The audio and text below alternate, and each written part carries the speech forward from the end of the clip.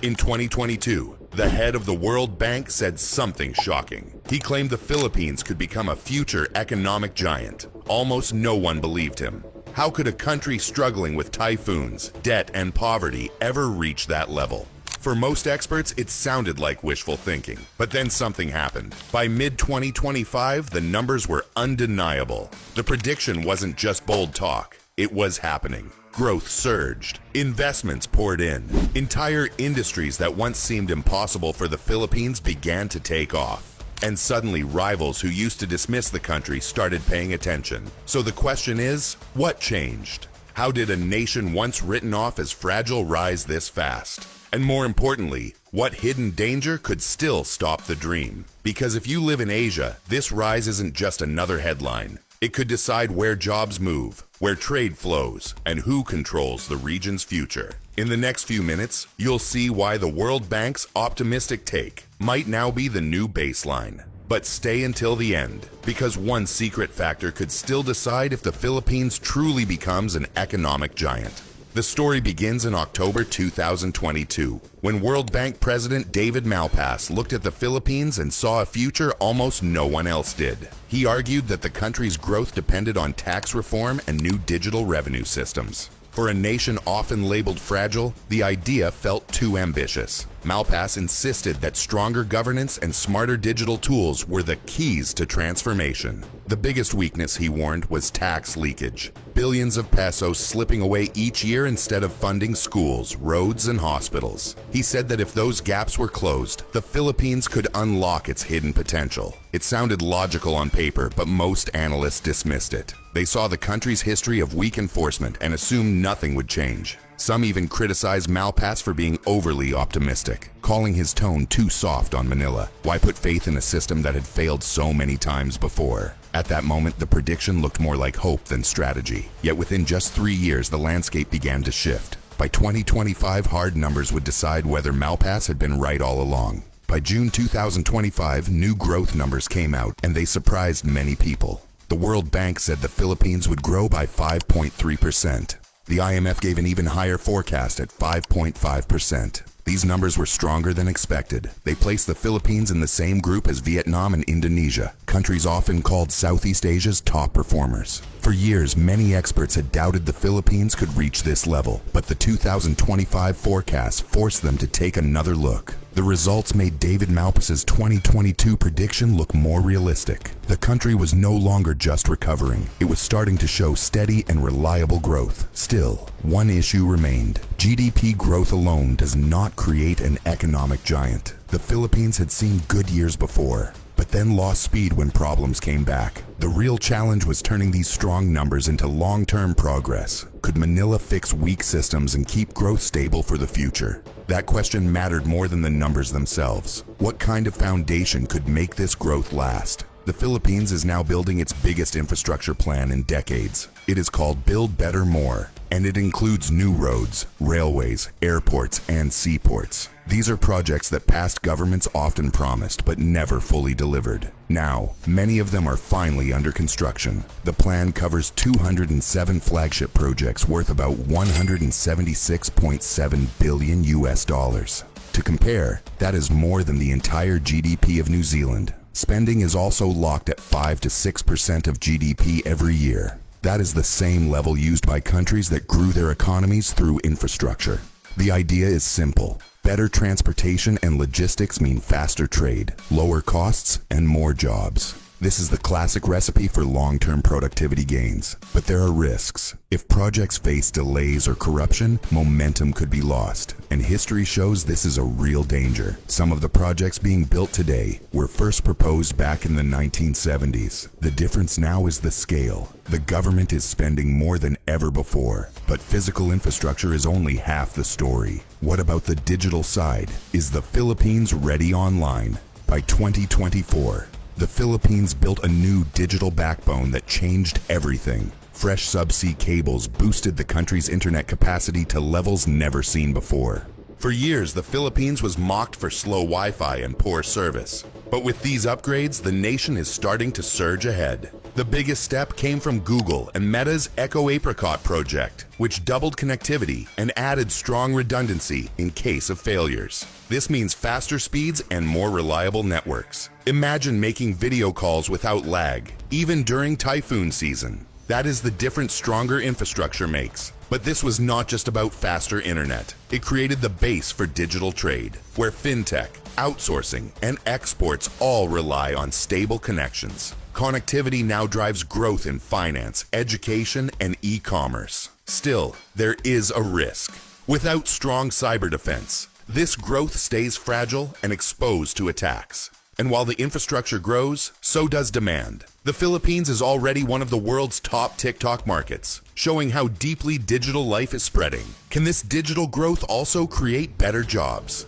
The Philippines' outsourcing sector is no longer just about call centers. Today, millions of young workers are handling AI-assisted services for companies around the world. The industry now employs about 1.82 million people and earned over $38 billion in revenue in 2024. That scale makes it one of the most important pillars of the economy. Picture a Filipino agent sitting in Manila using AI tools to handle global banking queries in real time. This is the new face of the IT BPM industry. It is moving beyond simple voice calls into higher value work, like finance, healthcare support, and data analysis. But growth brings new challenges. Wages need to rise, and skills must keep improving to match global standards. Countries like India and Vietnam are competing for the same contracts, pushing the Philippines to upgrade faster. Even so, the Philippines remains the second largest IT BPM hub in the world, right after India.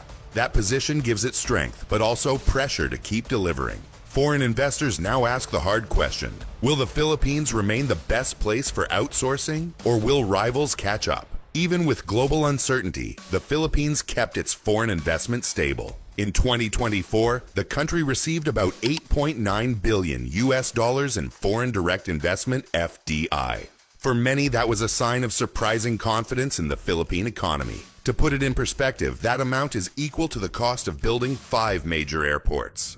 Investors didn't just put money into one area. Capital flowed into logistics, real estate, and energy projects across the country. These are industries that directly shape how fast the economy can grow. But here's the challenge. FDI only stays strong when there is political stability. If uncertainty rises, money can move out just as quickly as it came in. Some investors still worry about corruption and how it could weaken long-term projects. Even so, key allies continue to trust the Philippines. Japan and the United States remain the 2 largest sources of FDI, providing both money and strategic backing. The flow of investment shows that the Philippines is gaining ground. But there is one place where geography itself gives the country a natural advantage. Where is that location? Subic Bay is once again in the spotlight. Once home to a massive U.S. naval base, it is now turning into a modern logistics hub. In May 2025, the government announced a 4.135 billion peso multimodal hub at Subic. The plan is simple but powerful.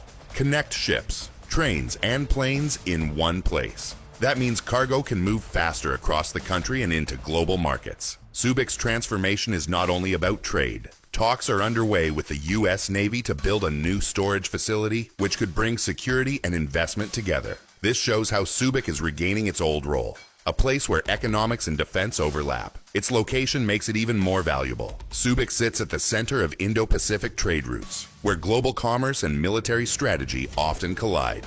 For the Philippines, this geography is leverage in a time of great power competition, and history adds weight. Subic once held the world's largest U.S. naval repair yard. Now it could be vital again. But growth is not just about ports and money. The real test is about people. How will Filipinos share in this rise? The Philippines has one of the youngest populations in Asia. The median age is just 25 to 26 years old, meaning most citizens are in their prime working years. This creates a workforce that will keep expanding for decades. The classrooms full of students today will power the service economy of tomorrow. Few regional rivals can match this demographic edge. But the opportunity comes with pressure. The country must create enough jobs to absorb millions of new workers. If not, youth unemployment could rise sharply, turning an advantage into a risk. Each year, the Philippines adds about 1.7 million people to its labor force. That growth is powerful, but also demanding. So what danger could still threaten this bright future? The Philippines' growth story also faces serious natural risks. Every year, about 20 typhoons strike the country. Each one is a reminder of how vulnerable communities remain. A single storm can destroy billions in assets overnight. This makes resilient infrastructure just as important as building new projects. Without strong climate readiness, economic gains can collapse in weeks. Disasters also push up inflation and food prices, hitting families hardest. History proves the danger. The world's strongest storm, Haiyan, 2013, struck here. So does Malpas's vision still hold? Or was it too optimistic? David Malpas's 2022 prediction is no longer a dream. It is now the baseline. The Philippines stands on the edge of real transformation. The formula is clear: digital reform, infrastructure spending, foreign investment, and a young workforce all drive growth. The shift is visible everywhere, from call centers turning into AI hubs, and from weak roads to massive mega projects. But success depends on execution and rule of law. Deliver fast, and the Philippines could become a true giant. Fail, and another lost decade is possible. The Philippines now has all the ingredients of an economic giant. What sounded optimistic in 2022 has become the baseline by 2025. But potential alone is not enough. Only resilience against corruption, delays, and climate shocks can turn momentum into permanence. The bold prediction made 3 years ago was not fantasy. It was foresight. The challenge is now in Manila's hands. Will the Philippines rise to the task or waste its best chance in decades? The Philippines is no longer just promising. It is rising. For decades, people doubted the country's ability to keep pace. Now, with its young population, massive infrastructure build, and growing digital power, the moment has finally arrived. For more stories of nations shaping tomorrow, make sure to subscribe and share your thoughts below. Will the Philippines truly rise, or will old risks still hold it back?